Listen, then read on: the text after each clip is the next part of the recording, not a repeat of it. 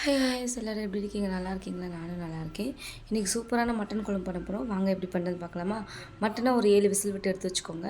அதுக்கப்புறம் பேன் வச்சு எண்ணெய் ஊற்றி சோம்பு, பட்டை, ஏலக்காய், வெங்காயம், தக்காளி, கருவேப்பிலை போட்டு நல்லா வதக்குனதுக்கப்புறம் இஞ்சி பூண்டு போட்டு நல்லா வதக்குனதுக்கப்புறம் மல்லிப்பொடி, தனியா பொடி, கரம் மசாலா, மஞ்சள் இதெல்லாம் போட்டு நல்லா வதக்கி விழுத அரைச்சி எடுத்து வச்சுக்கோங்க.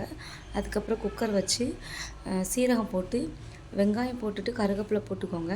அது போட்டு நல்லா வதக்குனதுக்கப்புறம் ஆல்ரெடி வேக வச்சு எடுத்து வச்ச அந்த மட்டன் இதோட போட்டு ஆல்ரெடி அரைச்சி வச்சுக்க மாட்டிங்களா, அந்த விழுதையும் இதோட போட்டு நல்லா கிண்டி தேவையான அளவு தண்ணி ஊற்றி ஒரு 5 நிமிஷம் வந்து கொதிக்க வச்சு எடுத்து வச்சுக்கோங்க.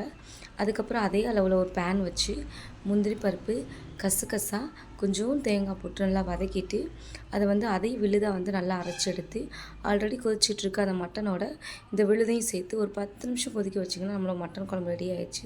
இதே மாதிரி வீட்டில் செஞ்சு பார்த்துட்டு கமெண்ட் பாக்ஸில் கமெண்ட் பண்ணுங்கள், லைக் பண்ணுங்கள், ஷேர் பண்ணுங்கள், சப்ஸ்கிரைப் பண்ணுங்கள். Thank you so much. பாய்.